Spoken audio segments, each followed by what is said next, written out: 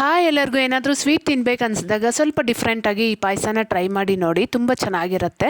ಬಾಣಲಿಗೆ 2 table spoon Bombay ರವೆ, ಸ್ವಲ್ಪ ತುಪ್ಪ ಹಾಕ್ಕೊಂಡು ಲೋ ಫ್ಲೇಮಲ್ಲೇ ಇದನ್ನು ಚೆನ್ನಾಗಿ ಫ್ರೈ ಮಾಡ್ಕೋಬೇಕು. ಈಗ 2 ಮೀಡಿಯಮ್ ಸೈಜ್ ಸಿಹಿ ಗೆಣಸನ್ನ ತಗೊಂಡು ಅದನ್ನು ಮೇಲೆ ಸಿಪ್ಪೆ ತೆಗೆದು ತುರಿದು ಇಟ್ಕೊತಾ ಇದ್ದೀನಿ. ಈಗ ಬಾಣಲಿಗೆ ಸ್ವಲ್ಪ ತುಪ್ಪ ಹಾಕಿ ಗೋಡಂಬಿ ದ್ರಾಕ್ಷಿ ಹುರ್ಕೊಂಡಾದ್ಮೇಲೆ ಅದೇ ತುಪ್ಪಕ್ಕೆ ತುರಿದಿಟ್ಕೊಂಡಿರೋ ಅಂತಹ ಗೆಣಸನ್ನ ಹಾಕಿ ಕಲರ್ ಚೇಂಜ್ ಆಗೋವರೆಗೂ ಚೆನ್ನಾಗಿ ಫ್ರೈ ಮಾಡಿ ತೆಗೆದಿಟ್ಕೋಬೇಕು. ಈಗ ಸ್ಟವ್ ಮೇಲೆ ಒಂದು ಪಾತ್ರೆನ ಇಟ್ಟು ಅರ್ಧ ಲೀಟರಷ್ಟು ಹಾಲು ತೊಗೊಂಡಿದ್ದೀನಿ. ಹಾಲು ಒಂದು ಕುದಿ ಬಂದಾದಮೇಲೆ ನಾವು ಫ್ರೈ ಮಾಡಿ ಇಟ್ಕೊಂಡಿರೋಂತಹ ಗೆಣಸನ್ನ ಹಾಕ್ಕೊಂಡು ಚೆನ್ನಾಗಿ ಮಿಕ್ಸ್ ಮಾಡ್ಕೋಬೇಕು. ಈಗ ಅದಕ್ಕೇನೆ ನಾವು ಫ್ರೈ ಮಾಡಿ ಇಟ್ಕೊಂಡಿರೋ ರವೆ ಸಹ ಹಾಕಿ ಕಲರ್ ಚೆನ್ನಾಗಿ ಕಾಣಿಸ್ಲಿ ಅಂತ ಚಿಟಿಕೆ ಅರಿಶಿನ ಸಹ ಹಾಕ್ಕೊಂಡು ಇದನ್ನು ಚೆನ್ನಾಗಿ ಮಿಕ್ಸ್ ಮಾಡಿ ಕುದಿಯೋವಾಗ ನಾನು 2 ದೊಡ್ಡ ಸ್ಪೂನಷ್ಟು ಕಂಡೆನ್ಸ್ಡ್ ಮಿಲ್ಕ್ ಹಾಕ್ಕೊತಾ ಇದ್ದೀನಿ. ಹಾಗೆ 1.5 ಸ್ಪೂನ್ ಸಕ್ಕರೆ ಸಹ ಹಾಕ್ಕೊಂಡು ಚೆನ್ನಾಗಿ ಮಿಕ್ಸ್ ಮಾಡ್ಕೊತಾ ಇದ್ದೀನಿ.